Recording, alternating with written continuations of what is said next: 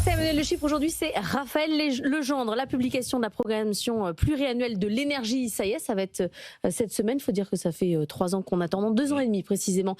Il est temps. Ce qu'on voit dans ce qu'a annoncé Sébastien Lecornu, c'est que l'électrification, ça va être un problème de demande plutôt que d'offre. Est-ce qu'on va arriver à électrifier le pays ?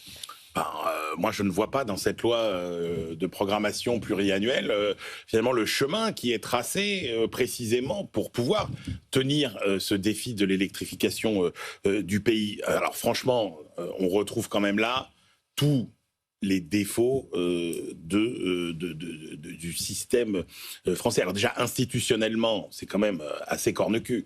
C'est-à-dire par quel canal ça va être adopté, etc. Ça va encore être un enfer législatif. C'est un décret, non ? Oui, d'accord, mais ça peut aussi être autre chose. A priori, c'est un décret, mais effectivement, on ne sait pas trop encore quelle forme ça va prendre. Une programmation, mais c'est pas une programmation au sens strict, c'est-à-dire qu'on a des objectifs qui sont affichés, sauf que on n'a pas de calendrier contraignant, on a quand même énormément d'options qui sont conditionnelles, on n'a quasiment pas de décision irréversible, on a une PPE qui fait l'hypothèse qui est quand même un petit peu forte, que cette fois-ci, sur les délais, tout va bien se passer, puisque effectivement, on va faire des grands projets, ça va aller vite. Or, l'expérience française nous dit quand même tout le contraire récemment.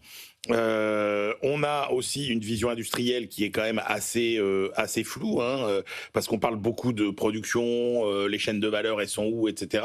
Et puis financièrement, comment tout ça va être financé, c'est pas très clair non plus. Donc c'est une déclaration de bonnes intentions. Ok, mais concrètement, je ne sais pas si on a toutes les solutions concrètes et les balises sur le chemin de cette électrification. Objectif, Raphaël, 60% de la consommation d'origine décarbonée en 2030, ça fait la part d'électricité à 35% de la consommation. Oui, alors, on est plutôt autour de 25 aujourd'hui. Oui, je ne sais pas comment il va faire ça. Pour ceux qui nous regardent, j'ai le graphique là. Donc ça, c'est l'évolution, vous voyez, de l'électricité dans notre mix énergétique. Je fais mon Jean-Claude Trichet avec mes petits graphiques. Il est excellent. Et là, c'est ce qu'on doit faire en 5 ans. Oui. Voilà. Donc je pense qu'il s'est un peu emmêlé les pinceaux, notre Premier ministre, sur l'objectif de 60% en 2030. Je ne vois pas comment c'est possible. 2050, les objectifs précédents étaient de 55% en 2050. Donc peut-être qu'il s'est emmêlé les pinceaux simplement dans les dates. On verra si on y arrive en 2050. Mais c'est absolument nécessaire, évidemment, la progression de ce mix énergétique. Et on a toutes les capacités pour le faire. On a une vraie industrie. On a une véritable maîtrise de l'outil électrique, industriel, décarboné, qui n'a que du bon. En réalité, on le sait très bien. Alors sur les voies et moyens, c'est très clair. La PPE, c'est un décret. Il suffit que le gouvernement le décide. Les barrières à l'avancée de cette PPE depuis 3 ans étaient politiques, mais c'est purement politique. Il y a un moment, il va falloir il y a un moment, on tranche. Non, mais il y a un moment donné, il faut que les gens achètent des voitures électriques et il faut que la demande bouge parce que l'offre, elle est là.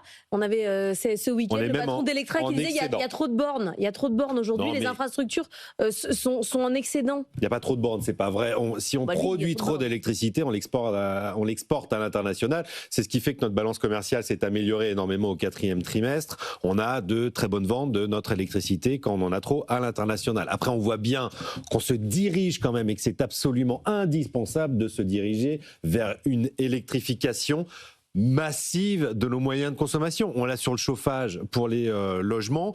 Pour les voitures, ça va venir. Les voitures électriques à 10 000 € commencent à arriver. Alors, est-ce qu'elles seront européennes ou chinoises ? Ça, c'est la grande question. Mais évidemment qu'on doit y aller d'abord pour l'air que respirent nos enfants. On va quand même pas oublier que c'est ça la priorité aujourd'hui. Par ailleurs, c'est une question de souveraineté énergétique aussi, qu'on sorte un peu de la dépendance aux pétromonarchies, aux États-Unis, qui est le premier exportateur mondial de pétrole aujourd'hui. Mais le raisonnement, c'est important. Et surtout, c'est un avantage compétitif absolument majeur. Notre industrie doit passer d'une énergie carbonée à une énergie électrique parce que notre électricité est pas chère en France. 45% moins chère que les Allemands. Non, mais ce qui est absurde, en fait, dans ces planifications, c'est de se fixer un objectif de consommation. Ce qui est ridicule, parce qu'on ne sait pas ce que sera ce niveau de consommation. Moi, je vous rappelle quand même que si on veut de manière totalement autocratique aboutir à ces niveaux de consommation électrique. Non, mais c'est un niveau de production. On va arriver à des choses qui sont complètement absurdes et on va vers un mix énergétique qui va être essentiellement dépendant cette fois-ci et fragilisé par cette énorme dépendance à l'électrique. Donc, encore une fois, moi je pense que la bonne vision... Mais il n'y a rien de plus souverain que la production électrique, Emmanuel. Les voitures électriques, par exemple. Le renouvelable, aujourd'hui, on a des centrales. Attendez, aujourd'hui, même le nucléaire, ça devient de l'alternative avec les difficultés d'utilisation de l'alternative. Hein. Je vous rappelle que quand vos fleuves ils sont trop chauds, etc., vous ne pouvez plus utiliser vos centrales nucléaires. Donc, vous avez besoin d'un mix énergétique, en fait, qui est très simple. Vous avez besoin de continuer à utiliser le pétrole, le gaz, le charbon, en France c'est quasiment pas le cas, comme on l'utilise aujourd'hui, et faisons finalement porter le surcroît de demande. Non mais le charbon on veut plus l'utiliser, monsieur le Chypre. D'accord, mais c'est pour ça que c'est totalement délirant d'entendre ça en 2026. Je pense on doit passer à une énergie verte décarbonée. La règle d'or, ça doit être satisfaisons tous les besoins supplémentaires d'énergie avec des énergies renouvelables, des énergies vertes, mais s'acharner à vouloir réduire massivement la consommation la part de l'énergie carbonée. De pétrole.